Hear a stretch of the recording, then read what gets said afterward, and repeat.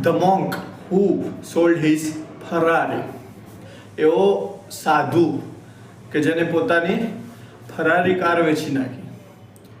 એટલે આ પુસ્તક એક સફળ પરંતુ અંદરથી ખાલી થઈ ગયેલા વકીલ જુલિયટ માંટલની કહાની છે. જુલિયટ પાસે બધું જ હતું. ફરારી કાર હતી, મોટું ઘર હતું, પૈસા હતા, નામ હતું, પણ આરોગ્ય, શાંતિ અને ખુશી નહોતી.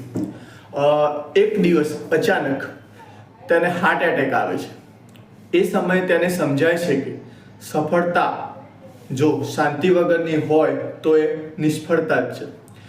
પછી જુલિયટ પોતાનું બધું વેચી દે છે, ફરારી પણ, પોતાનો વૈભવ પણ, અને ભારતના હિમાલયમાં સાધુઓ પાસે આત્મસાત અને આત્મજ્ઞાન શોધવા જાય છે. ત્યાંથી એ 7 જીવનના રહસ્યો શીખે છે. તો એમાંથી પહેલું છે મન પર કાબુ મેળવવો. તમારા વિચારો છે ને એ તમારા જીવનનું નિર્માણ કરે છે.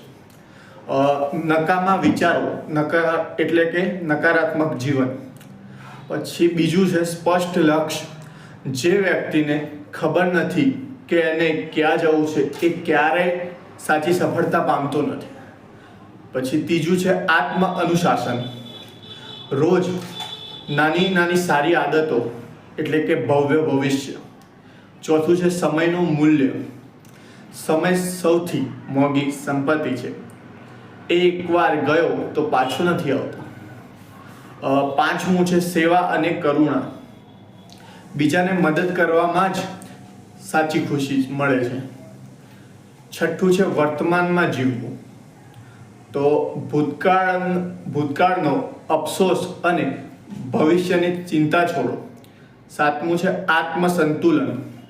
શરીર, મન અને આત્મા ત્રણેયનું સંતુલન જરૂરી છે. પુસ્તકના કંઈક મુખ્ય સંદેશ છે કે પૈસા જીવનને આરામ આપે છે, પણ શાંતિ તો અંદરથી જ મળે છે. જો તમે સાચી સફળતા માંગો છો તો પહેલાં તમારા મનને જીતો.